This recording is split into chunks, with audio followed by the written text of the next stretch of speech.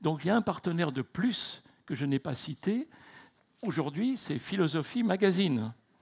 Et donc hier, nous avions présenté, pour celles et ceux qui étaient là, ce numéro sur la tyrannie, qui tombe très bien.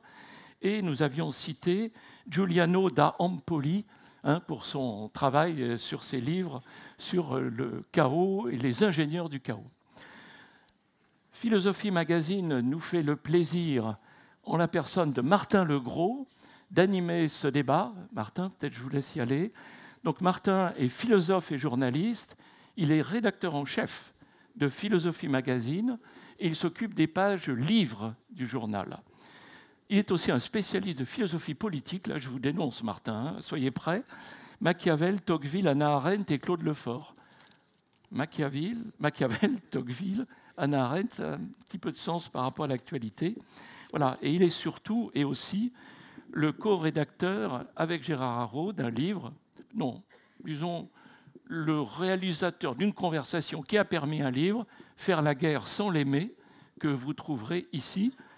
La façon de fonctionner, le grand débat, qui va être co-animé par Charles-Henri Bessérdéor.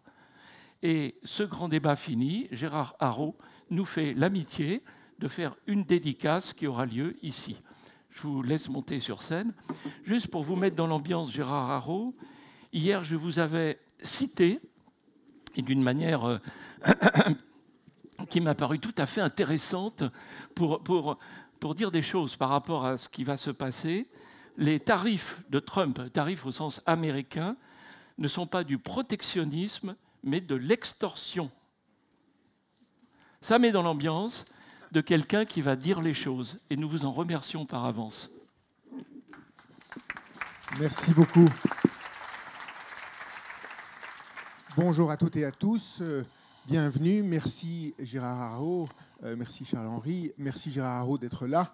Quand nous avons réfléchi un peu aux questions que nous allions au thème de notre plénière de ce matin, c'était il y a quelques semaines, nous n'imaginions pas que réfléchir à la question d'une bifurcation irréversible prendrait quasiment chaque jour une actualité, une acuité plus grande. Et nous sommes très heureux d'accueillir Gérard Haraud. Nous avions l'idée de réfléchir au nouvel ordre géopolitique. On pourrait dire que c'est aussi un nouvel ordre géocommercial et qu'une guerre, il n'y a pas seulement une guerre aux portes de l'Europe, une guerre au Moyen-Orient, mais il y a une guerre commerciale qui s'est enclenchée depuis quelques mois.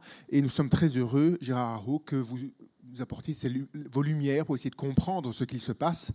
Nous commencerons dans un premier temps, Charles-Henri et moi, par vous interroger sur l'état des lieux, un petit peu pour voir un peu, ne fût-ce que nommer la réalité, le chaos dans lequel nous sommes, l'observer, le nommer. Dans un deuxième temps, nous envisagerons avec vous, c'est le travail intellectuel des diplomates aussi, de faire de la prospective, quels sont les scénarios sur la table de ce nouvel ordre ou de ce nouveau désordre géopolitique. Et enfin, dans un troisième temps, puisque nous sommes ici dans un monde de l'entreprise, d'acteurs économiques, nous interrogerons Gérard Haraud sur qu'est-ce que c'est que pour un acteur économique ou politique d'agir face à cette imprévisibilité quotidienne et croissante. Est-ce qu'on peut anticiper l'imprévisibilité? Est-ce qu'on peut s'y préparer?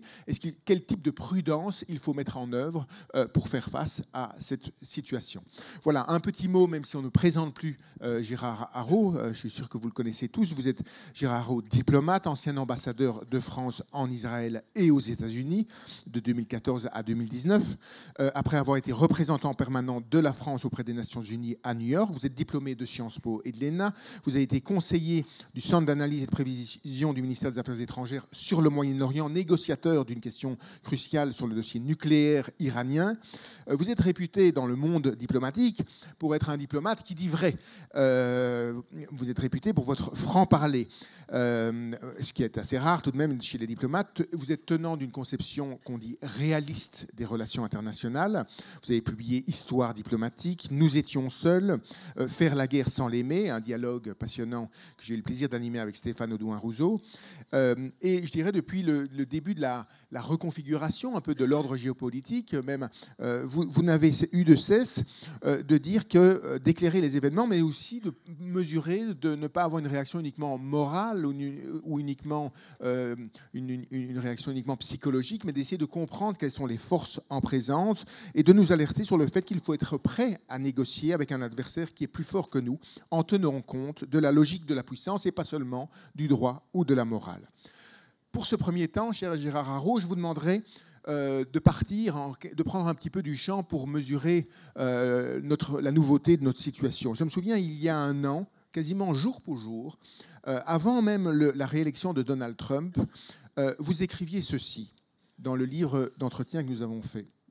« Je suis convaincu que si Donald Trump est élu, une véritable révolution géopolitique aura lieu.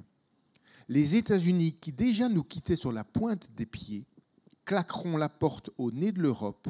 Ils nous diront « Vous n'êtes plus notre problème. Vous ne nous intéressez plus parce que vous êtes devenu une périphérie du monde. Le centre du monde est dorénavant situé dans le Pacifique. C'est le siècle du Pacifique et nous sommes des pragmatiques. » Il était donc possible, et j'ai envie de vous demander, d'anticiper la situation où nous sommes ? D'abord, merci de cette invitation. C'est un plaisir de se retrouver parmi vous et devant vous, en particulier avec ce temps de rêve.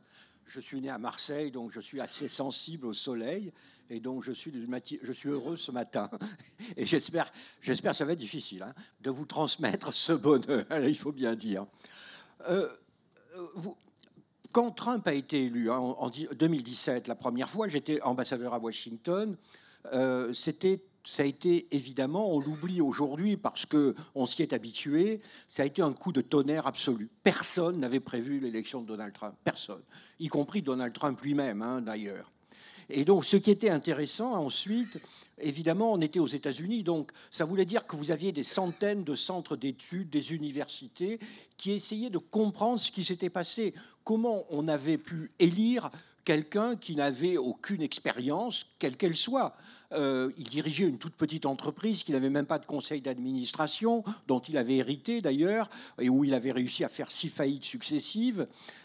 Il avait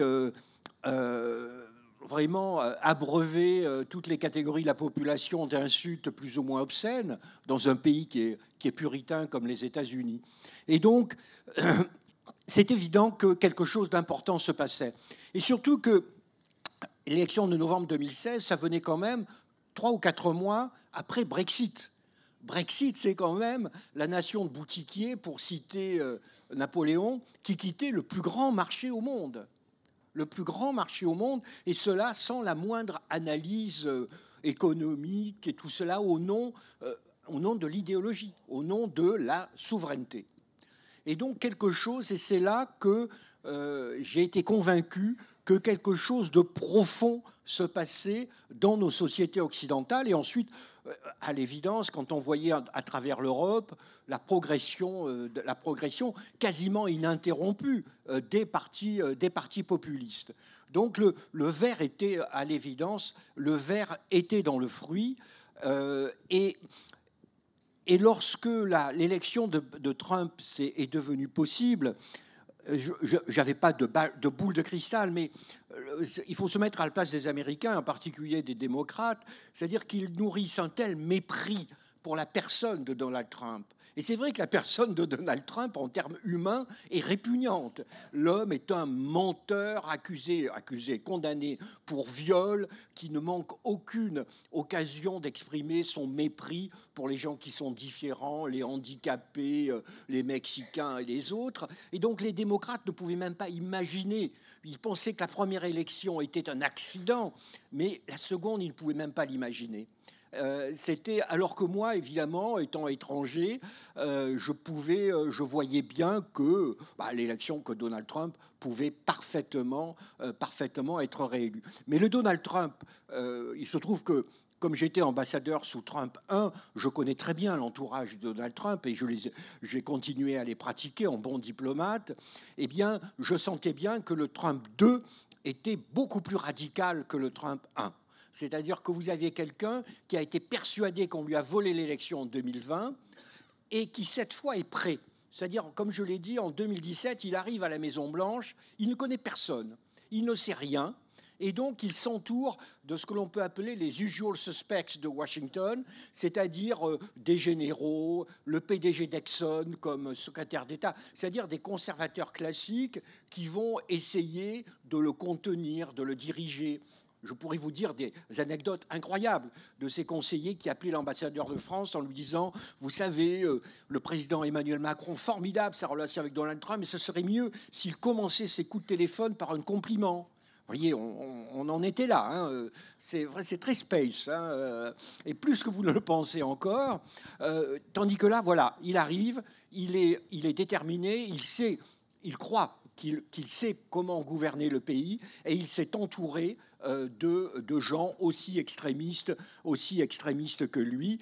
Et donc, je pensais bien que ça allait, comme je disais, ça allait tanguer. Deuxième point. Excusez-moi, Gérard, je suis long dans mes réponses. Précis, très bien. Deuxième point, j'ai toujours été convaincu que Trump n'est que le symptôme de la maladie. Comme je vous l'ai dit, pourquoi Trump est élu?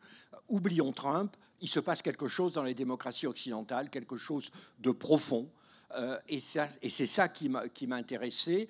Et ce quelque chose de profond, il est passionnant et un peu effrayant parce qu'il a à la fois un aspect intérieur, que vous connaissez et que nous connaîtrons peut-être en 2027, hein, un aspect intérieur, mais il a aussi un aspect extérieur, c'est-à-dire que le monde change, que nous sortons de 30 ans de domination occidentale du monde. Alors nous, on ne s'en est pas rendu compte, puisqu'on trouvait ça normal, puisqu'on était les dominants. Je peux vous assurer que le reste du monde l'a senti. Et donc pendant 30 ans, depuis la chute de l'Union soviétique, nous avons, derrière les États-Unis, nous avons dominé le monde, et eh bien c'est fini. C'est fini. C'est fini tout simplement parce que le rapport des forces relatif a changé. La Chine, l'Inde, le Brésil, tous ces pays ont émergé ou réémergé. Les Chinois n'aiment pas qu'on dise qu'ils émergent, ils disent nous réémergeons. Et ces pays nous disent, en gros, aux Occidentaux, eh bien les enfants, c'est fini. Donc d'un côté, on a les gens d'en face que nous avons dominés qui disent on ne veut plus de vous. Et en plus, nous n'avons dominé que grâce, il faut bien dire, aux gendarmes américains. Nous étions cachés derrière les Américains. Or, les Américains nous disent de leur côté, on est fatigués. On en a assez d'être le gendarme du monde. Et ça, c'était une évolution. Et franchement, moi, si Kamala Harris avait été élue, je suis convaincu qu'elle aurait négocié avec les Russes sur l'Ukraine. Ils en avaient assez, les Américains. Et comme je disais, ils auraient fermé la porte sur nous, Européens, pour reprendre la citation, en nous disant poliment, c'était bien, au revoir, alors que Trump nous claque la porte sur les doigts. Alors, Monsieur Haro, il y a eu un événement. Il y a eu tellement d'événements depuis 3-4 mois qu'on ne les compte plus. Mais il y a quand même celui à la Maison-Blanche avec Vladimir Zelensky. Comment vous avez perçu cet événement? Est-ce que c'est un dérapage, un volte-face prémédité, un clash? Alors, quand vous êtes ambassadeur, surtout ambassadeur sous Trump, vous avez des activités un peu curieuses. Et donc, j'ai dû préparer Emmanuel Macron à sa première rencontre avec Donald Trump. Et je lui ai donné 2 conseils. Le premier, c'est Donald Trump fait exprès de vous broyer la main pour essayer de s'imposer comme alpha mâle. Donc je lui ai dit, Monsieur le Président, attendez-vous à avoir une poignée de main qui n'est pas virile, qui est caricaturalement virile. Donc voilà, ça c'était le premier. Et le deuxième conseil, c'était, et c'est un conseil qu'a suivi depuis lors d'ailleurs le Président de la République, c'est ne jamais contredire Trump publiquement. C'est un adolescent qui n'accepte pas de perdre la face et qui, comme il n'a pas de limite, il est capable de monter en gamme vraiment sans aucune limite. Vous savez, en 2018, le 11 novembre 2018, pour le centenaire de la victoire, une cérémonie avait été organisée à Paris, et Donald Trump était venu, et ça s'était mal passé. Ça n'avait rien à voir avec Emmanuel Macron, mais ça s'était mal passé. Il était de mauvaise humeur, et dans l'avion de retour, il a fait une salve de tweets hostiles à Emmanuel Macron. Donc, naturellement, on réveille l'ambassadeur, on m'appelle en me disant « Qu'est-ce qu'il faut faire ?» J'appelle la Maison-Blanche où les conseillers, les fameux conseillers me disent tous « Par pitié, ne réagissez pas, car si vous réagissez, il réagira encore plus violemment, plus brutalement. » Donc, j'ai réussi à convaincre Paris de ne rien dire. Et 3 ou 4 jours plus tard, Emmanuel Macron et Donald Trump étaient au téléphone dans les termes les plus amicaux. Et donc l'erreur de Volodymyr Zelensky, et je le comprends, c'est son pays qui est en jeu, ça a été tout simplement, devant la presse, de contredire Donald Trump, c'est-à-dire de s'exposer à cette escalade qui ne se domine pas. J'ajouterai quand même la différence avec Emmanuel Macron, c'est que Trump déteste Zelensky. Il déteste Zelensky pour des raisons qui proviennent... En réalité, je ne sais pas si vous vous rappelez, dans la première procédure de destitution lancée par les démocrates, elle a pris comme argument le fait que Trump aurait essayé de faire chanter Zelensky pour obtenir des informations sur le fils Biden. Et donc Trump est persuadé que Zelensky a informé les démocrates de ce coup de téléphone. Or, Trump est un adolescent vindicatif. Et donc, il se venge, comme on le voit d'ailleurs aujourd'hui. Cela, sur le fond, toujours avec Trump, il faut distinguer la forme et le fond. Sur le fond, Trump veut se dégager de l'Ukraine à tout prix. Il n'en a rien à faire de l'Ukraine. Il n'a pas vraiment de vision géostratégique globale. Donc, il est prêt, il respecte la force, donc il respecte Poutine. Et voilà, il essaye de se dégager. Et il peut très bien lâcher l'Ukraine demain. Vous savez, il y a 2 exemples de négociations conduites par Trump au cours de son premier mandat. L'un, ça a été avec les talibans, où il a tout lâché. Je connais le négociateur américain qui me téléphonait, qui téléphonait à la Maison-Blanche en disant « mais ça, c'est pas possible, c'est pas possible ». Et on lui répondait « mais oui, le président veut un accord à tout prix ». Et la deuxième négociation, c'est avec la Corée du Nord. Vous savez, ils étaient une sorte d'histoire d'amour entre Kim Jong-un et Donald Trump, ce qui n'est pas très affriolant d'ailleurs, quand on y réfléchit, vraiment, même sans pousser trop loin quand même. Et à la fin, Trump s'était lassé, tout simplement, et il était rentré chez lui, et rien n'était arrivé. Et mon inquiétude, c'est que ce soit un des 2 scénarios sur l'Ukraine. Soit il lâche tout aux Russes, soit au bout d'un certain temps, il dit « j'ai essayé, ça n'a pas marché, eh bien, je rentre chez moi ». Alors, si on a bien compris que les Américains, il y a une dimension nationale et géopolitique du retrait américain, ils ne veulent plus être le gendarme du monde. On a bien compris que le personnage de Donald Trump est tout de même assez erratique et difficile à manier, que les 2 ensemble posent problème. Mais tout de même, si on essaie de percer à jour la stratégie qu'il adopte, ce qui est apparu assez paradoxal, étonnant, compliqué à saisir, que ce soit pour l'Ukraine ou pour les négociations actuelles sur la guerre des tarifs, c'est que Donald Trump semble brutaliser d'autant plus ses alliés et être accommodant avec ses adversaires. Alors avec la Chine, c'était peut-être en train un peu de changer aujourd'hui sur les tarifs, mais avec Poutine en Ukraine, aussi bien qu'avec l'Europe, on a l'impression que c'est comme si ses alliés étaient plus durement traités. Quelle est la stratégie, je dirais à la fois politique, mais à long terme de ce type d'action? Alors, tout d'abord, il se trouve que donc, lorsqu'il a été élu, donc, j'avais demandé à un jeune diplomate de lire tout ce que Trump avait dit, parce que Trump était un homme public depuis 30 ans. Et alors, le jeune diplomate a adoré le travail parce que Trump ne s'exprimait que dans Playboy. Donc, évidemment... Donc l'ambassade de France a commandé une collection de Playboy. Donc Dieu merci, je n'ai pas été inspecté ensuite. Plus sérieusement, il y a 2 obsessions chez Trump. La première, c'est 3 obsessions. Nationalisme absolu. Et là, pour répondre un peu à votre question, nationalisme absolu, cela veut dire nous n'avons pas d'alliés. Il n'y a pas d'amis, il n'y a pas d'alliés. En plus, c'est un homme d'affaires qui traite sujet par sujet. Vous savez, il fait des deals. Et donc, voilà, il y a un sujet, il fait un deal, et il fait un deal avec quelqu'un. Donc, il lui est totalement indifférent de savoir si c'est un ami ou un allié. Il faut se dire que l'homme est totalement ignare, du point de vue historique. Il n'a, vis-à-vis de l'Europe, aucun attachement, aucune connaissance particulière. un jour comme ça, il y avait conférence avec, pas de presse, un entretien avec le président de la République. C'était juste après la venue à Paris pour le 14 juillet 2017.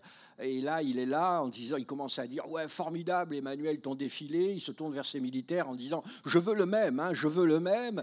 Et puis il arrête, puis d'un seul coup, il se tourne vers ses militaires et dit, vous saviez que les Français avaient gagné des batailles, voyez, et ça ne se voulait pas insultant, c'était simplement qu'il n'avait pas la moindre idée.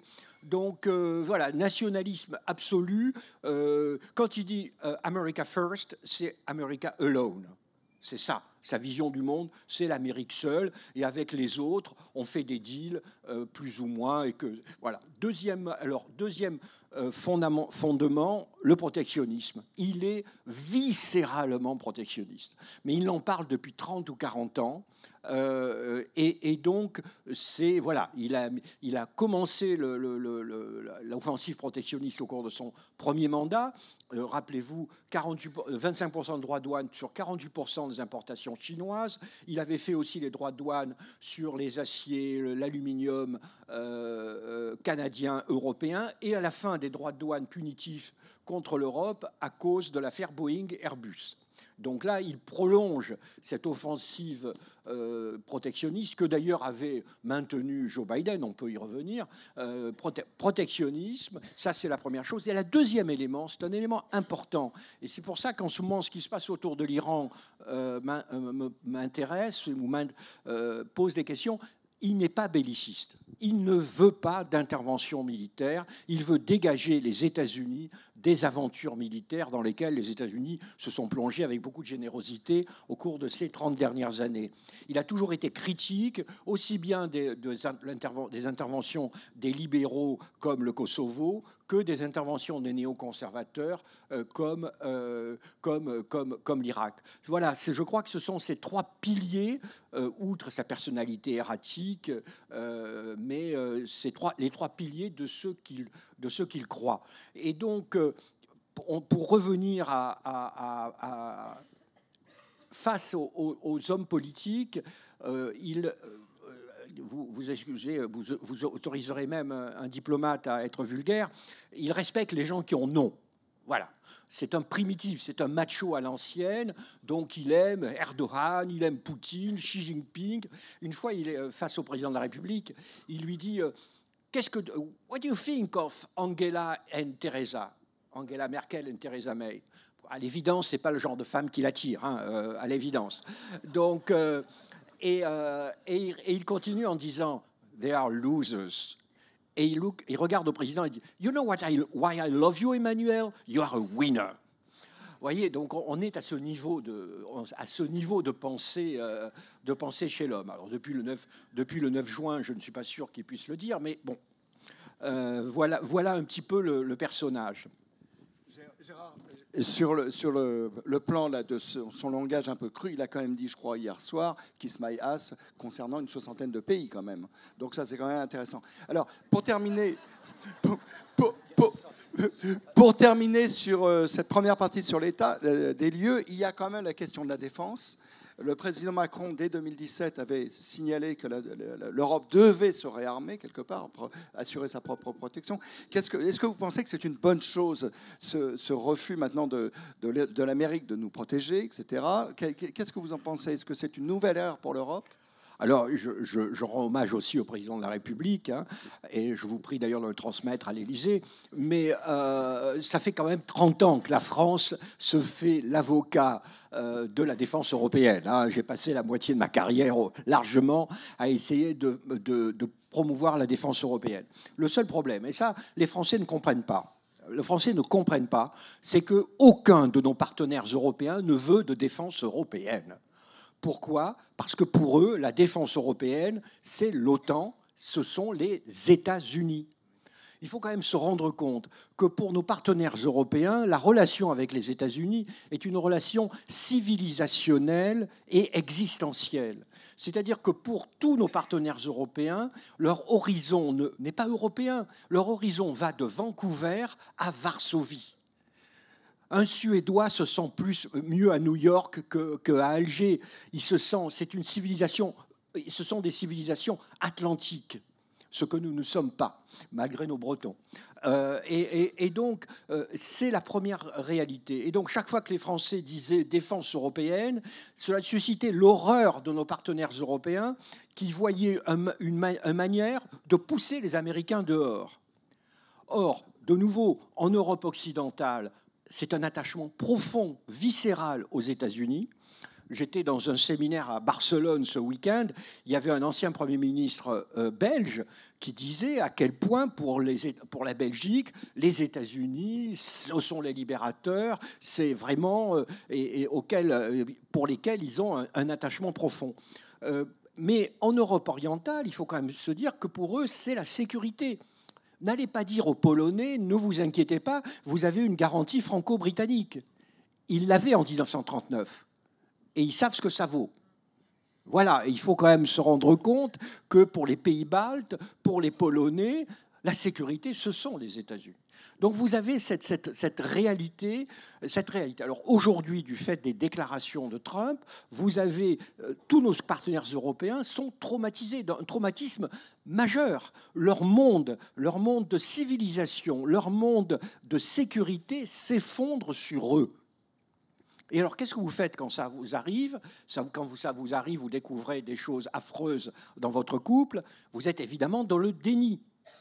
Et donc, nos amis européens, d'ailleurs, vous le voyez bien, quand vous y réfléchissez, c'est quand même étonnant. Les Danois ont dit, ah bah oui, on va acheter des F-35, alors que les États-Unis menacent de s'emparer d'une province danoise. Les Allemands disent évidemment que nous allons acheter du F-35, alors qu'ils savent que le F-35 qu'ils vont acheter sera d'ailleurs moins bon que le F-35 américain et que les Américains pourront arrêter son fonctionnement quand ils le veulent. Au fond, aujourd'hui, les Européens sont comme Madame du Barry sur l'échafaud, ils disent encore un moment, monsieur le bourreau. Et voilà. Et donc, évidemment, contrairement à ce que pensent les Français, les Européens ne sont pas plus bêtes qu'eux. Et donc, si Trump continue à vraiment lâcher les Européens, évidemment que les Européens s'y adapteront. Mais là, aujourd'hui, vous savez, d'abord, Trump, on l'oublie un peu, n'est quand même président des États-Unis que depuis 2 mois et demi. Donc, ils ont un peu l'impression que c'est le chaos, mais ils espèrent finalement que ça sera comme pour le premier mandat. Le premier mandat, vous aviez déjà un Trump moins excitable et excité. Et qu'avaient fait les Européens ? Ils s'étaient précipités à Washington en disant « on va dépenser 100 milliards d'euros de plus pour la défense. Et d'ailleurs, aux surprises, nous avons envie d'acheter des F-35. » Et ça avait marché. Et donc, je pense que pour les Européens aujourd'hui, ils sont dans cet état d'esprit. Et dernier conseil en tant que diplomate français, que la France ne dise pas trop souvent « I told you so ». Alors merci donc pour ce premier état des lieux enlevé et étonnant mais un peu inquiétant. Passons au deuxième moment. On a été en Amérique, on a été en Europe. On regarde le monde encore plus haut, la géopolitique. Comment est-ce que tout cela va se recomposer ? Sur quelle base ? Le monde ne va pas fonctionner uniquement sur les déclarations de Trump et ses déclarations en tous sens. Quelles vont être les forces en présence ? Comment tout ça va se recomposer ? Toujours dans votre « Faire la guerre sans l'aimer », vous affirmiez « Nous revenons à la situation de l'affrontement des puissances, certaines en lutte pour l'hégémonie, comme la Chine et les États-Unis, d'autres intermédiaires, comme l'Europe, d'autres encore, comme la Russie. Les grandes manœuvres traditionnelles des relations internationales sont de retour. » Qu'est-ce que ça veut dire, les grandes manœuvres ? Sur quelle base ? Sur quelle logique ? Sur quel principe ? Parce que ce mot a encore un sens. Les relations internationales demain vont se réorganiser. D'une certaine manière, nous, les Européens, nous sommes sans doute ceux qui sont les moins aptes à comprendre le monde aujourd'hui, parce que nous avons vécu dans une oasis sans précédent. C'est-à-dire que la période de paix de 1945 à 2022, en excluant la guerre civile de Yougoslavie, qui était quand même particulière, c'est la période de paix la plus longue de l'histoire de l'Europe depuis la chute de l'Empire romain. C'est-à-dire ce que vous considérez toutes et tous comme la normalité, eh bien, c'est une parenthèse dans l'histoire. Et cette parenthèse s'achève. Et évidemment, nous n'avons pas les instruments intellectuels, mais surtout moraux, pour comprendre le monde qui vient. Au fond, ce monde, vos arrière-grands-parents le comprenaient parfaitement. C'était le monde dans lequel ils vivaient. Nous sommes là avec... nous considérons tous que la guerre est un archaïsme, par exemple. Or, la guerre, elle est là depuis 5000 ans dans l'histoire, au minimum. Au XVIIe siècle, en Europe, il n'y a eu qu'une seule année sans guerre, 1669. Vous voyez ? Et quand vous faites l'histoire du XIXe siècle, si on fait encore de l'histoire au lycée, on va de guerre, évidemment, de guerre en guerre. Et l'Europe, elle a quand même fourni au monde 2 guerres mondiales et un génocide au XXe siècle. Et donc, en 1945, on a espéré sortir de ça. On ne voulait pas recommencer. On a pensé qu'on créait finalement un monde nouveau, le monde fondé sur le compromis, la discussion, les procédures, le droit international humanitaire. Eh bien, le 24 février 2022, Poutine nous a dit nous n'en voulons pas, et le 7 octobre 2023, le Hamas a dit voilà, nous n'en voulons pas. Donc le monde aujourd'hui, et comme je l'ai dit, le gendarme américain est fatigué, il rentre chez lui. Et donc on est dans un monde où vous avez une jungle finalement avec des carnivores, comme on a souvent dit, qui peuvent être la Russie, mais qui peuvent être aussi demain la Turquie ou d'autres. Vous savez, c'est pas anecdotique hélas, parce que c'est des dizaines de milliers de morts, mais dans l'indifférence générale, le Rwanda a envahi la République démocratique du Congo. Mais vraiment, hein, l'armée du Rwanda est entrée en République démocratique du Congo. Voilà. Je suis convaincu qu'il y a 5 ans, les Rwandais n'auraient pas osé le faire parce qu'ils se seraient attendus à une réaction massive des États-Unis et de l'Occident. Eh bien là, ils y vont sans gêne. Et au fond, c'est ce genre de conflit qui risque également de se multiplier dans les années qui viennent. Et donc, c'est pour cela que l'Europe doit se réarmer. Si elle se réarme, ce n'est pas pour faire la guerre, c'est pour éviter la guerre. C'est pour ne pas devenir une proie du système dans le système international. Donc, il ne faut pas qu'on devienne le Groenland, d'une certaine façon. Alors, vos références là qu'on entend depuis 30-40 minutes à l'histoire, je vous encourage également à acheter l'autre livre qui est un livre formidable sur les leçons de l'histoire que vous avez produit il y a quelques années. Alors, dans le champ des relations internationales, on oppose souvent des réalistes qui sont plutôt des partisans du rapport de force et des idéalistes qui sont plutôt partisans du droit.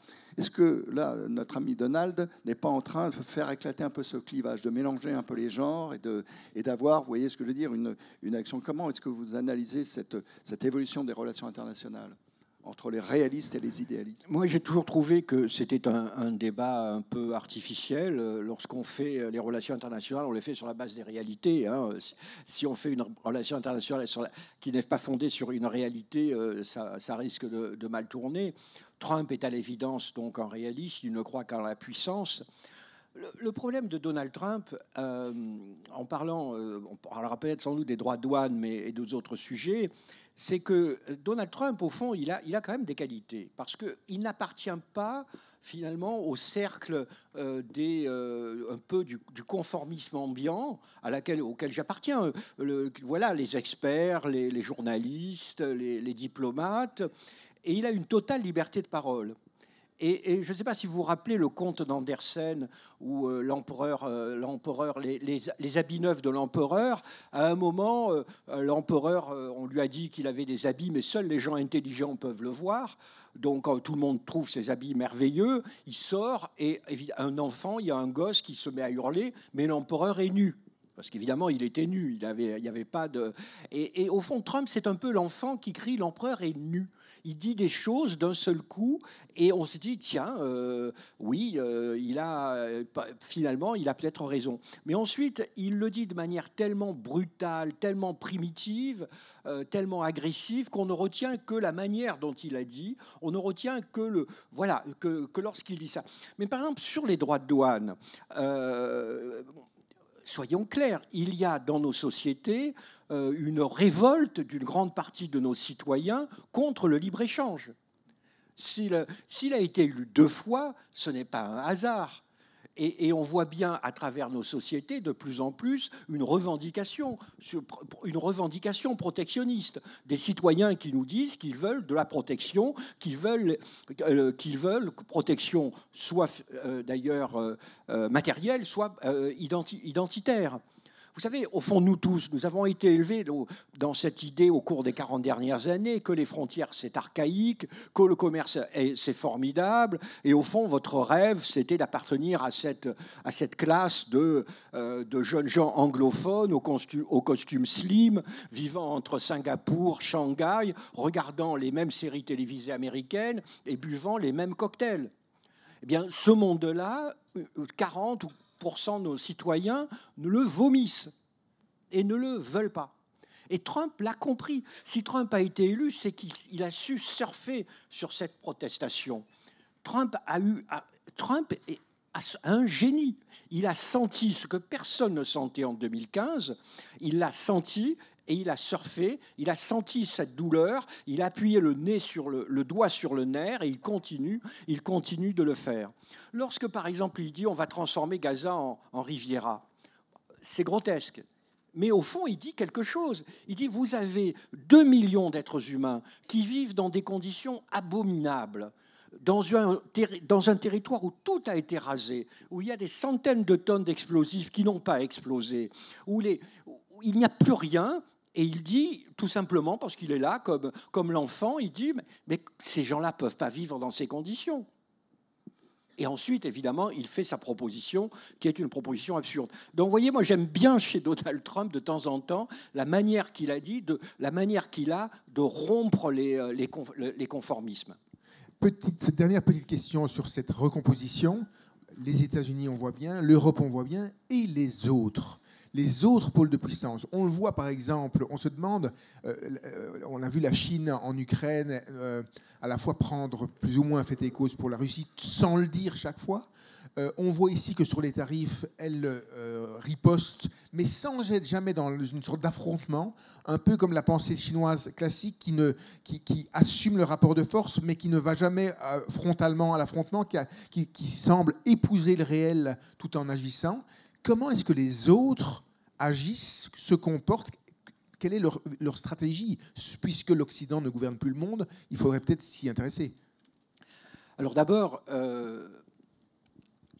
le reste du monde, puisque vous savez, on dit « there is the West and the rest », donc le reste du monde ne veut pas d'un monde anti-occidental, ils veulent d'un monde a-occidental. Vous savez, il y a eu la réunion, ce qu'on appelle les BRICS, qui à l'origine est une association Brésil, Afrique du Sud, Russie et Inde, puis qui s'est étendue. Maintenant, ils sont, je crois, 34 pays. Et il y a eu récemment en octobre, une réunion à Kazan, en Russie. Et tout le monde avait hurlé en disant « Mais comment vous allez en Russie ?» En plus, le secrétaire général des Nations Unies s'est rendu en Russie. Comment pouvez-vous aller chez un criminel de guerre ? Et ce qui est intéressant, c'est qu'au fond, cette réunion n'était pas anti-occidentale. Les Russes voulaient en faire une réunion anti-occidentale, mais c'était plutôt une réunion a-occidentale, c'est-à-dire une réunion qui nous disait « C'est fini la domination du monde, on est prêt à travailler avec vous, mais sur la base de rapports égalitaires. » Parce qu'ils ont besoin quand même de l'Occident. Mettez-vous à la place de l'Inde, par exemple.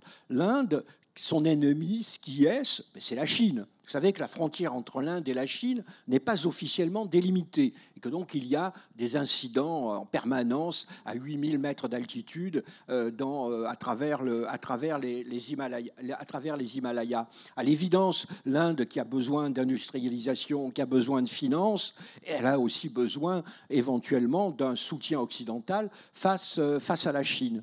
Donc il y a une recomposition qui n'est pas anti-occidentale, mais une recomposition où en gros on nous dit vous avez dominé le monde, c'est fini, on veut être partie prenante.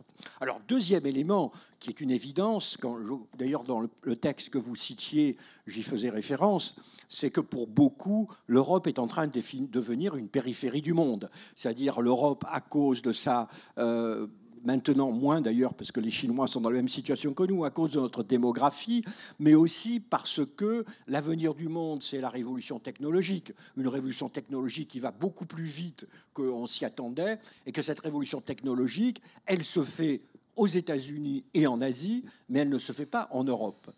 Et vous savez, en relations internationales, c'est le pragmatisme qui domine. Lorsque, pour les États-Unis, la menace, ce n'est pas la Russie. La Russie, c'est une station-service avec des armes nucléaires, disait Romney. Hein. Pour eux, évidemment, que l'ennemi, c'est la Chine. Donc, c'est la Chine, l'Asie. Et puis, les potentialités de croissance, ils sont en Asie. Lorsque la Chine croît de 5%, ce qui est le taux actuel, tout le monde dit c'est une crise économique grave. Lorsque l'Europe croît de 2%, tout le monde chante youpi lala. Et donc, pour les Américains, c'est en Asie. Dans son dernier entretien au magazine The Atlantic, Obama avait clairement dit l'avenir du monde sera défini entre New Delhi et Los Angeles. C'était très évident, c'est très évident pour lui. Donc on a une recomposition du monde aux dépens, et je dirais d'ailleurs moins qu'aux dépens de l'Occident, plutôt aux dépens de l'Europe. Parce que les États-Unis, on le voit bien par les effets de leur politique actuelle, conservent une domination potentielle de multiples manières du système international. Bien, alors maintenant nous allons nous plonger dans le monde de l'entreprise. Vous savez, on a parlé pendant des années d'un environnement VUCA, et aujourd'hui on parle d'environnement FANI. Alors FANI veut dire fragile, anxiogène, non linéaire et imprévisible. Je pense que ça décrit assez bien ce que nous amène l'environnement apporté par Trump. Alors on a une question sur laquelle vous avez été pendant toute votre vie, je dirais, un expert de la négociation. Qu'est-ce que vous diriez ici aux DRH qui sont présents, qui sont confrontés dans leur vie professionnelle constamment face à des acteurs souvent imprévisibles, hein, un petit peu comme Trump? Quelles sont les basiques de la négociation qui pourraient être transmises ici aux DRH dans votre expérience? Alors, un milieu Fanny, pour un Marseillais, ça ne pose aucun problème, il faut bien dire. Alors, la négociation, j'ai hésité à écrire un livre sur la négociation. Et dans le livre que j'essaye d'écrire en ce moment, comme j'ai expliqué, le problème, c'est que ça change tous les matins. Donc, tous les matins, j'ajoute un paragraphe. J'ai quand même un chapitre entier sur la négociation. Les Français ne sont pas de très bons négociateurs. Les Français ne sont pas de très bons négociateurs parce qu'ils veulent que leur position soit logique. Et dès qu'un Français fait une concession A, il se dit, attendez, si je fais la concession A, demain, je ferai la concession B, et puis je vais être à Z. Ils croient toujours qu'il y a des engrenages, ils veulent toujours que leur position soit logique et cohérente. Un Britannique n'en a rien à faire. Au moment du traité de Versailles, la négociation du traité de Versailles, sur lequel j'ai abondamment écrit, un moment, Clemenceau dit à Lloyd George, au Britannique, mais enfin, vous utilisez aujourd'hui cet argument qui est l'inverse de l'argument que vous utilisiez hier sur un autre sujet. Et ils ont failli d'ailleurs en venir aux mains. Il a fallu que Wilson les sépare. Mais un Britannique, ça ne le gêne pas du tout. Vous voyez, chaque sujet, il faut le traiter sur ses propres mérites et surtout, il faut le traiter en pensant quel est mon objectif sur ce sujet. Le sujet de demain, on verra. On verra, ne m'embêtez pas, je pourrais utiliser l'argument inverse. Ce n'est pas le sujet. Donc il y a d'abord une sorte de se rappeler que vous n'êtes pas là pour construire une cathédrale intellectuelle parfaitement justifiable, vous êtes là pour obtenir un résultat concret. Donc, il faut savoir quel est le résultat concret et pas s'embarrasser de rigueur intellectuelle. Deuxième sujet, il faut toujours se mettre dans les chaussures de l'autre. Ça, c'est et c'est pour ça, je pense que si on s'était vraiment mis dans les chaussures de Poutine, on aurait peut-être prévu d'ailleurs le déclenchement de la guerre. Et même se mettre dans les chaussures de l'autre, ça ne veut pas dire que vous justifiez l'autre. C'est pas du tout une manière de dire Poutine a raison. C'est une manière d'essayer de comprendre dans la sphère cognitive de l'autre comment l'autre voit le problème. Et alors c'est très important parce qu'il faut se débarrasser. Par exemple, j'entends des gens qui disent l'intérêt de la Russie, c'est de devenir une démocratie libérale. Oui, bon, d'accord, mais le problème n'est pas du tout là. Le problème, c'est l'intérêt que voit Poutine. Et même si vous trouvez que l'intérêt tel qu'il le définit est absurde ou criminel, voilà, votre avis n'a aucune importance dans l'affaire. Voilà, donc essayez de vous mettre toujours dans la tête de l'autre. Et troisièmement, une négociation, ce n'est jamais rationnel. Une négociation, il y a dans l'autre et dans vous. Parce qu'il faut aussi faire de l'introspection, hein. Il faut aussi vous connaître vous-même quand vous négociez, connaître vos faiblesses, il y a toujours ce côté l'irrationnel, et essayer de deviner quel est l'irrationnel de l'autre. Et notamment, comment il vous voit. Comment il vous voit. Vous savez, quand vous êtes négocié une négociation internationale, l'autre vous voit tout de suite comme un Français, c'est-à-dire comme arrogant et raide. Et donc, moi, chaque fois que je négocie, je fais des plaisanteries sur ma modestie pour montrer que je sais, pour essayer de surmonter ce barrage.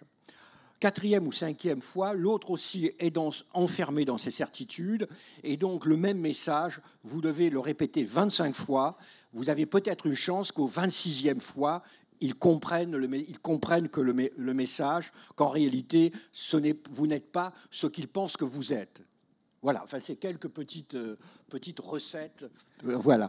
Mais mon prochain livre, s'il sort, vous en dira plus. Alors, sur le cas d'école actuelle, de cette guerre des tarifs assez démente, si on prend au-delà de la question de la pertinence économique, géoéconomique des tarifs, des douanes, qui est un gros sujet, et du libre-échange, sur la dimension stratégique purement, les théoriciens du jeu ont un cas qui, j'ai l'impression, on est un peu dans cette situation-là. Ils appellent ça le cas de la poule mouillée, c'est-à-dire où deux individus se font face à face dans une voiture qui va à toute allure, et la question, c'est lequel va arrêter avant qu'on arrive dans le mur.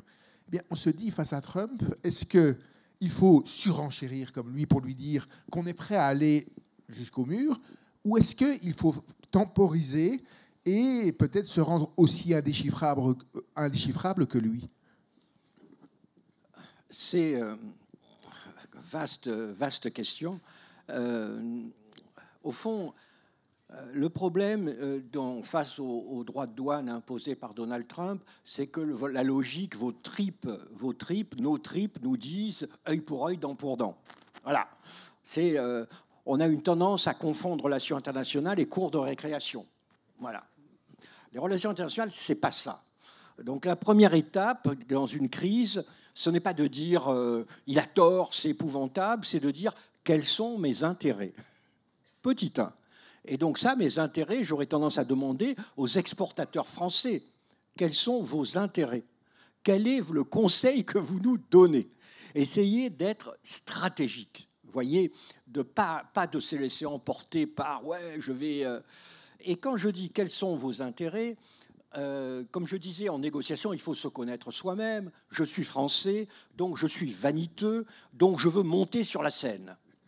Voilà, ça c'est sûr. Vous êtes sûr que le président de la République française, quel qu'il soit d'ailleurs, va rouler les épaules en disant on ne se laissera pas avoir parce qu'on est français, on est vaniteux. Alors évidemment, vous trouvez ça normal parce que vous êtes français, vous êtes vaniteux. Mais quand on réfléchit un petit peu sur l'intérêt stratégique, on se dit quelles sont les premières victimes des droits de douane en Europe? Ce n'est pas du tout les Français, c'est les Allemands et les Italiens. Voyez, et derrière, les Pays-Bas, qui sont les pays qui ont des excédents commerciaux avec les États-Unis. Et donc, moi, je vais vous dire quelque chose qui va susciter en vous l'horreur d'une morale que j'applaudis, c'est de dire, pourquoi nous mettre en avant? Laissons les Allemands, les Italiens et les Néerlandais prendre des coups. Les relations internationales, comme les relations dans la vie, il doit y avoir une économie de moyens. C'est-à-dire qu'il n'y a pas besoin de dépenser du capital quand vous n'en avez pas besoin. Alors je dis ça, mais je suis sûr que ça ne marchera pas, que les Français vont agiter un sabre de bois et que du coup il y aura des sanctions contre le champagne. Ça, j'en suis absolument sûr. On ne sait pas être discret, les Français. Mais voyez, et ensuite, stratégique, et puis se dire, est-ce qu'il faut se précipiter? Il y a aussi la gestion du temps. Parce que Donald Trump, vous voyez bien que sa grande faiblesse, c'est de ne pas savoir gérer le temps. Parce qu'au fond, ce qu'il dit, réindustrialiser les États-Unis, c'est ce que disent à peu près tous les dirigeants occidentaux. Mais lui, il veut quasiment réindustrialiser du jour au lendemain en imposant des droits de douane du jour au lendemain de 20, 30 ou 104%. Or, vous le savez bien, une entreprise, pour construire une usine, ça prend au minimum 3 ou 5 ans. Ce n'est pas du jour au lendemain. Donc lui, il a un problème de gestion du temps, il se précipite, mais en même temps, ça veut dire que, du coup, il est capable, du jour au lendemain, de changer de position. Et donc, avant peut-être de s'engager aussitôt dans une stratégie, peut-être de prendre du temps, de voir ce que veut faire Trump vraiment. Est-ce qu'une négociation est possible? Quels sont les termes de la négociation? Au fond, réagir en adulte à la bêtise d'un adolescent. Et ce n'est pas toujours facile, car il faut bien dire que nous avons aussi de notre côté des adolescents. Nous sommes des démocraties, et nous sommes tous à le regretter, mais c'est ainsi. Monsieur Haro, avant de laisser les questions à la salle, il y a quand même un point, face à des DRH, c'est quand même cette histoire de lettres qu'ont reçu un certain nombre d'entreprises françaises. Les programmes d'inclusion et de diversité et d'inclusion, évidemment, sont honnis par Donald. Quel conseil donneriez-vous ici pour des entreprises qui sont très présentes sur le marché américain? Vous voyez ce que je veux dire? Est-ce qu'il faut abandonner ces programmes, donc suivre ce que demande Trump finalement, ou faire le dos rond, ou résister? Quelle est votre position en tant que diplomate par rapport à ça? Ma position serait de regarder ailleurs et de dire aux entreprises, débrouillez-vous. Mais en essayant...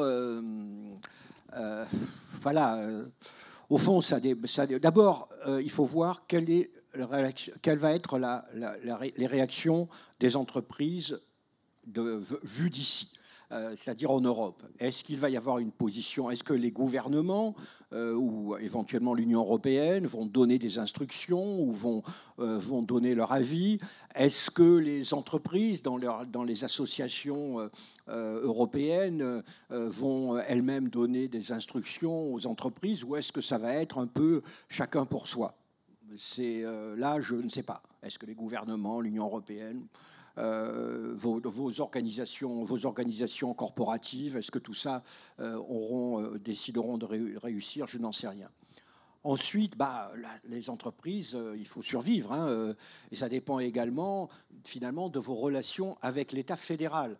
Car n'oublions pas, ce qui est en jeu, ce n'est pas les programmes en eux-mêmes, c'est si vous voulez avoir des accords, vous voulez avoir des contrats avec l'État fédéral. Moi, je connais par exemple une très grande entreprise française qui a des contrats majeurs avec l'État fédéral, je ne donnerai pas le nom, et cette entreprise française, je pense qu'elle va être dans une situation quasiment impossible. Et je comprendrai très bien qu'elle renonce au programme DEI. Je le comprendrai très bien. C'est vraiment majeur. Il y a aussi du pragmatisme. Ceci s'inscrit également dans une... C'est difficile à en parler, mais on voit bien qu'il y a une vague.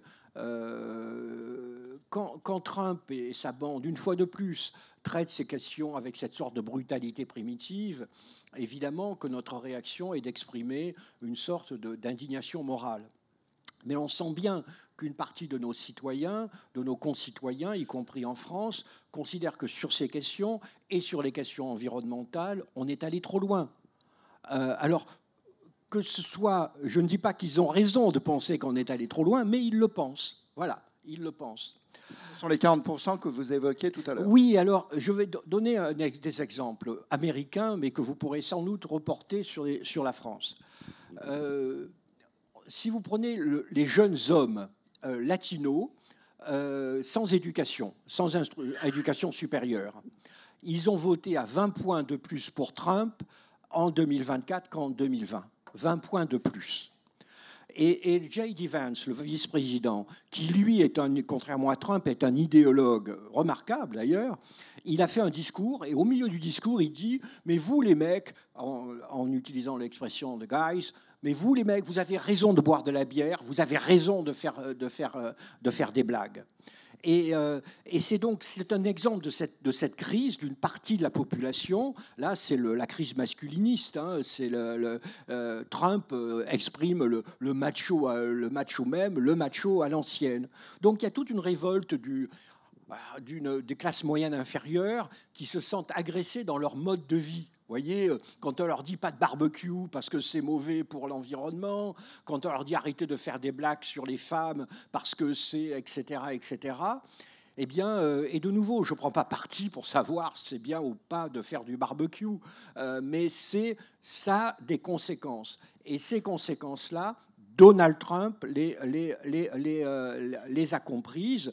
Et moi, je suis persuadé qu'en France, c'est un peu la même chose. Et si vous êtes dans des entreprises de main-d'œuvre, vous devez sans doute sentir aussi parmi les employés, parmi le personnel, si vous leur demandez ce qu'ils pensent de d'une politique de diversité, égalité et inclusivité, je ne suis pas sûr que leur réponse serait tout à fait différente de celle de beaucoup d'Américains. Très bien, merci beaucoup de ce diagnostic et de ces perspectives. J'ai l'impression que vous nous dites en somme que oui, les coups de boutet de Trump sont inquiétantes, il y a un nouveau chaos, mais il y a peut-être aussi un réveil. Nous étions peut-être dans un rêve éveillé et il y a un retour du réel qui peut susciter des inventions, des répliques intéressantes. Place maintenant à vos questions, à vos objections et à vos remarques. Oui, levez la main et on vous apportera le micro. Merci. Merci pour votre brillante intervention, Caroline Aubert, présidente d'Elixir. Face à cette comédie humaine, est-ce que la conscience artificielle pourrait devenir la véritable garante de notre bien commun? L'intelligence artificielle, vous voulez dire? La conscience, il faudrait préciser ce que c'est la conscience artificielle. Mais... Oui, alors. Mais, donc vous... Je n'ai pas de réponse, moi. Oui. Présentez-vous, monsieur. Oui, bonjour, Jean-Christophe Sibéras. Je dirige un cabinet de conseil en relations sociales, donc j'étais évidemment très intéressé par vos propos sur la négociation, car effectivement, ça résonne beaucoup sur la difficulté à comprendre ceux qui sont en face, en particulier, y compris dans les entreprises. Mais je voudrais revenir sur votre propos sur les États-Unis, parce que, et sur la géostratégie, je pense que tout le monde a vécu une heure passionnante avec vous. Merci, monsieur l'ambassadeur. J'ai deux questions, en fait.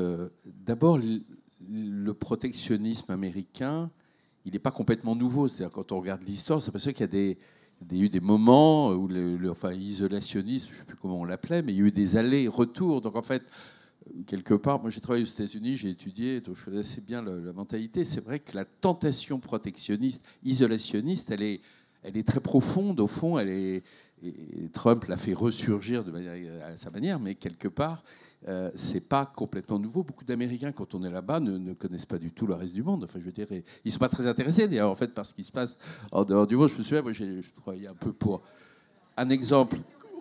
Ouais, la question, c'est effectivement, est-ce que il y a eu des allers-retours? Est-ce qu'il y aura un retour, puisqu'il y a eu des allers-retours? Et la deuxième question, c'est l'impact sur la situation de Taïwan.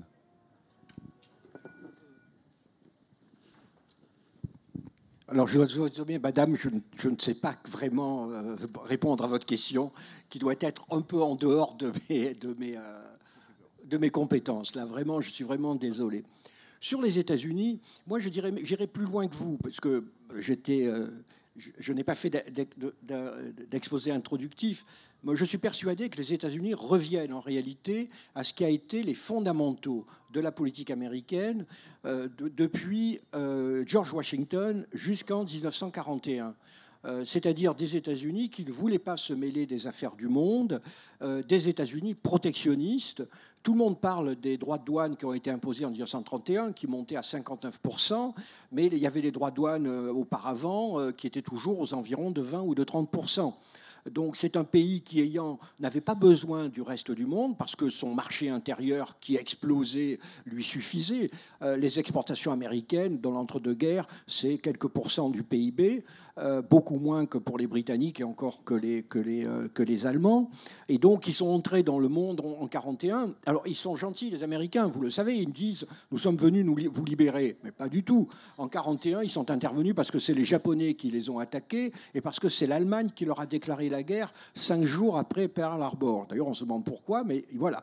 Donc, c'est ça la réalité. En 1945, les Américains ne sont pas rentrés chez eux rapidement comme ils l'avaient fait en 1919, parce que face au communisme, les Britanniques et les Français étaient épuisés et incapables de les contenir. Mais moi, j'ai toujours été convaincu que tôt ou tard, les Américains rentreraient chez eux et rentreraient sur, finalement, ce continent américain, c'est la doctrine Monroe, qu'ils dominent. En gros, ils disent aux autres, vous n'y touchez pas. On le voit bien avec le canal de Panama. La canal de Panama, en disant, nous voulons nous débarrasser des Chinois, c'est la doctrine Monroe du plus pur acabit. Donc vous avez des États-Unis qui reviennent à leurs fondamentaux, et c'est des fondamentaux à la fois protectionnistes et néo-isolationnistes. On ne peut pas revenir à l'isolationnisme des années 1920, mais néanmoins, et c'est des États-Unis qui, en gros, disent aux autres prédateurs, eh bien, faites ce que vous voulez, ça ne nous intéresse pas.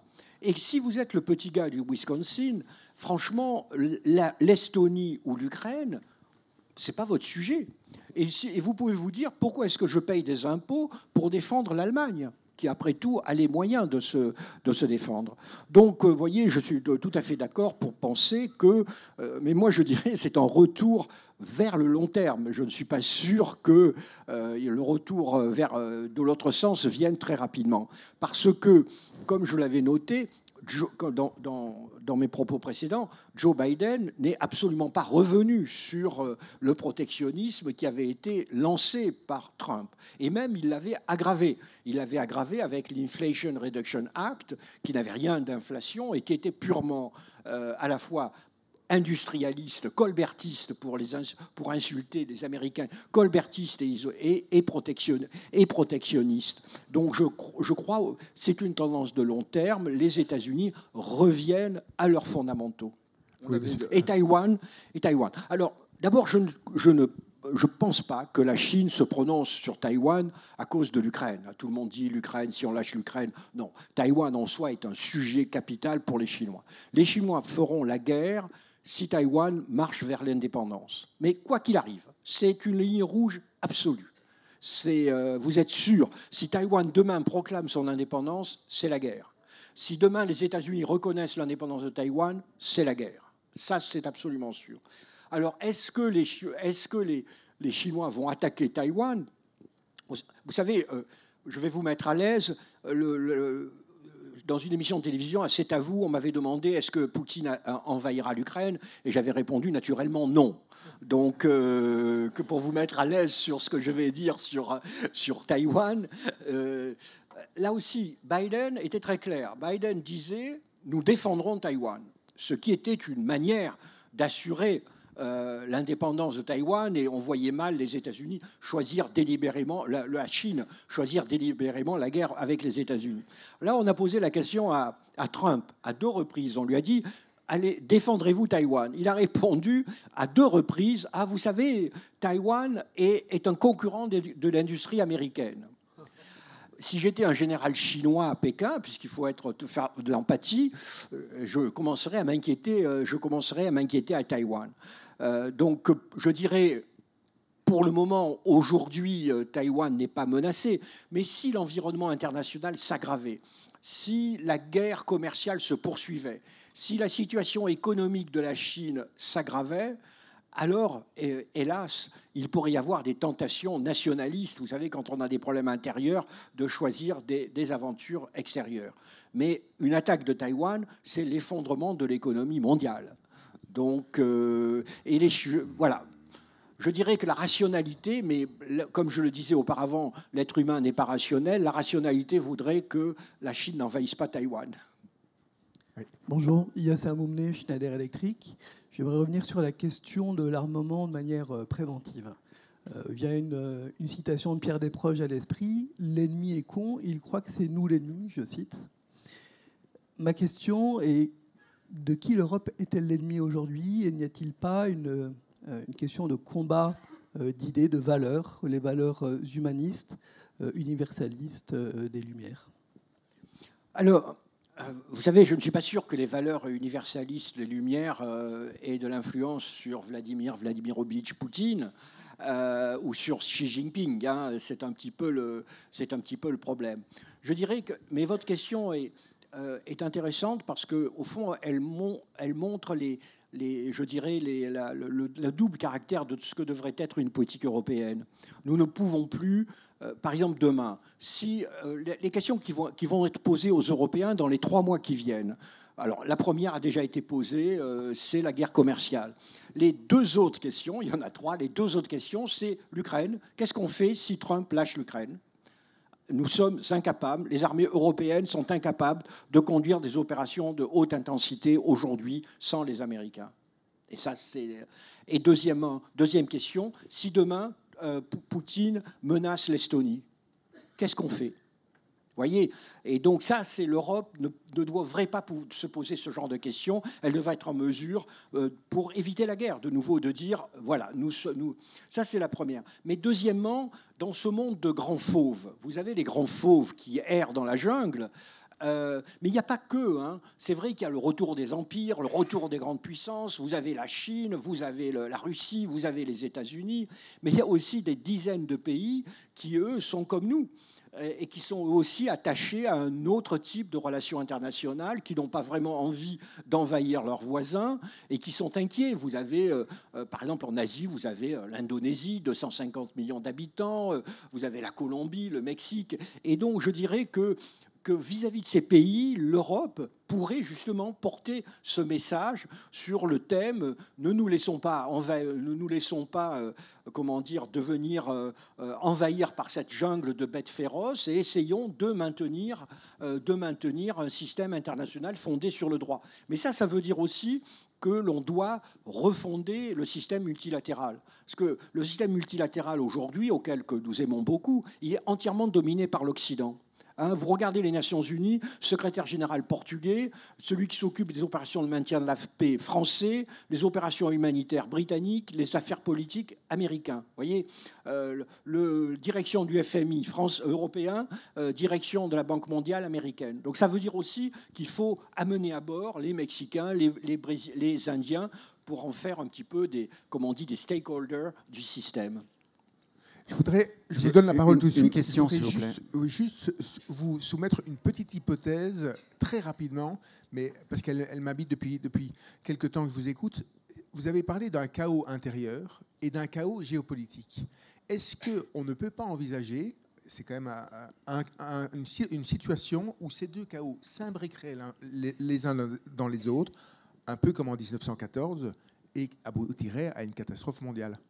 Moi, je pense que les deux chaos sont liés, mais moi, mon rapport serait plutôt de 1939, c'est-à-dire où vous aviez en France à la fois un grand parti et qui, pendant des décennies, a soutenu l'URSS, et inversement, en 1939, vous aviez des partis qui éprouvaient des sympathies pour nos ennemis allemands et italiens. Oui, il y a, on le voit bien aujourd'hui, là, vous me faites faire de la politique intérieure française, mais on voit bien aujourd'hui qu'il y a des partis qui éprouvent de la sympathie par exemple, pour la Russie. Il y a aujourd'hui d'un seul coup qui s'est mis en ordre de bataille un groupe de presse entier qui, comme une seule voix, aujourd'hui, est devenu le porte-parole de la Russie au point d'inviter un agent du gouvernement russe comme éditorialiste. C'est quand même ahurissant. Et donc, voilà. Et où vous avez, inversement, pour ne pas parler que d'un côté, vous avez J.D. Vance, le vice-président, vous avez Elon Musk. J.D. Vance va en Allemagne, refuse de rencontrer le chancelier allemand et va rencontrer la dirigeante du parti d'extrême droite. on voit bien qu'il y a en effet cette imbrication. Dans les démocraties, c'est difficilement évitable entre politique intérieure et politique étrangère. Oui, monsieur. Oui, bonjour. Oui, Bruno Million-Brodaz, VMS France. J'avais deux questions, Gérard Haro. Une question brève sur Israël et la Turquie. Que se passe-t-il au Moyen-Orient, si vous pouvez nous dire quelques mots là-dessus? Vous avez été ambassadeur de France en Israël. Et puis l'autre chose, c'était où sont les femmes dans l'équipe Trump? Merci. Alors, les femmes dans l'équipe Trump, vous savez, la place que réserve Trump aux femmes. Mais néanmoins, je dirais, pour être juste, non, vous êtes un peu injuste. La secrétaire générale de la Maison-Blanche est une femme, et c'est quand même un poste important. Et puis, il y a la secrétaire d'État à la sécurité, qui est une femme, la secrétaire d'État à l'éducation, qui est une femme, l'attorney général est une femme, donc ne caricaturons pas quand même.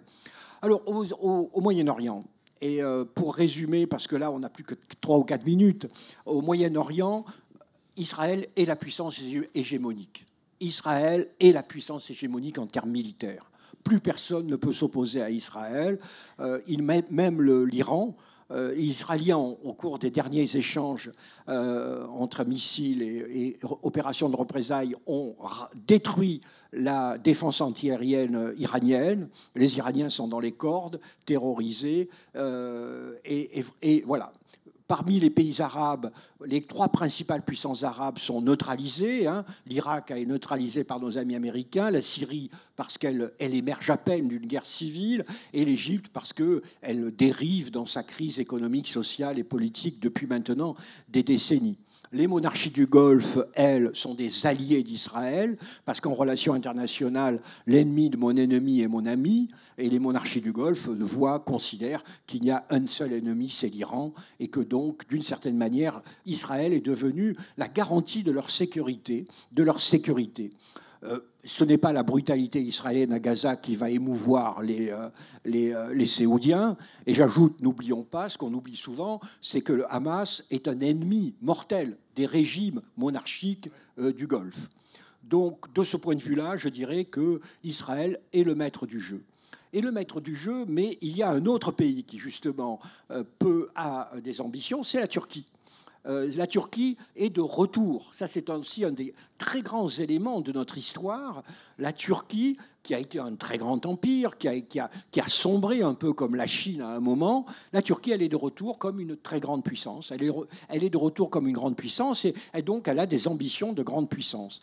Et donc, moi, mon pari, ce sera qu'en termes géopolitiques, Turquie et Israël vont s'affronter. Ça ne veut pas dire faire la guerre, c'est le b.a.-ba des relations internationales, vont s'affronter pour pas l'hégémonie, mais au moins la tutelle sur l'ensemble du Moyen-Orient. Et on le voit aujourd'hui en Syrie, évidemment, où de manière assez paradoxale, Israël a tiré les marrons du faux pour la Turquie. Parce qu'Israël, par son opération militaire, a permis la chute d'Assad, mais qui est-ce qui en a profité? Ce sont les Turcs. Et l'on voit bien qu'Israël a du mal à l'accepter. Donc il va y avoir des grandes manœuvres diplomatiques pour les 20 prochaines années au Moyen-Orient. À mon avis, ce sera Israël versus la Turquie. Malheureusement, ça va être la dernière question. C'est vous. Très bien. Je suis désolé. Nous devons terminer impérativement à 10h15 parce que Gérard Haro va signer quelques livres et il doit absolument partir à 10h30. Donc c'est voilà. Merci. Bonjour, Nicolas Lonjou, je travaille chez DERA. J'ai une petite question et je m'adresse à vous en tant que diplomate. Bonjour monsieur. Vous avez rencontré beaucoup de monde. Quelle est la personne qui vous a fait la plus forte impression et pourquoi, s'il vous plaît? Des impressions, j'en ai eu beaucoup et des différentes, fortes ou pas fortes. Je ne sais pas quelle est la plus forte ou pas. En tout cas, Poutine est a été une rencontre assez particulière. Parce que vous avez quelqu'un. Alors vous savez, je le rencontre avec mon ministre. C'était dans un aéroport militaire russe, parce qu'il arrivait d'un voyage officiel. Donc vous êtes dans ce hall d'aéroport totalement vide, c'est un aéroport militaire, et vous voyez arriver une équipe qui arrive d'en face, et devant, vous avez quelqu'un qui a une démarche chaloupée, un peu chaloupé, qui rappelle un certain homme politique français dont je ne donnerai pas le nom, qui est un peu chaloupé. Et il arrive et il s'assoit en face du ministre. Et là, vous avez quelqu'un qui parle par des tunnels. C'est-à-dire, il parle pendant 12 minutes, sans vous regarder dans les yeux, en chuchotant. C'est assez étonnant. Et quand il vous regarde dans les yeux, d'un seul coup, vous vous dites « Ouh là là, heureusement que je ne suis pas attaché sur une chaise dans une cave face à lui. » Je n'ai jamais vu un regard aussi vide et froid de ma vie. Et ça m'avait extraordinairement frappé. Et un jour, je me rends chez mon collègue russe à New York, et donc, comme chez moi d'ailleurs, comme dans les bureaux de la mission en France, il y a le portrait du chef de l'État. Et j'ai noté que le portrait de Vladimirovitch Poutine avait les mêmes yeux absolument vides, au point d'être inquiétant. Voilà, donc je dirais que Poutine m'a laissé un souvenir fort, mais j'ai aussi plein d'autres souvenirs, et en particulier du côté des Français, mais je les garderai pour moi. Merci beaucoup Gérard Haro, c'était passionnant, et je ne doute pas que ces réflexions ont stimulé toute l'Assemblée. Merci de votre attention, et place à la dédicace. Merci beaucoup Gérard Haro.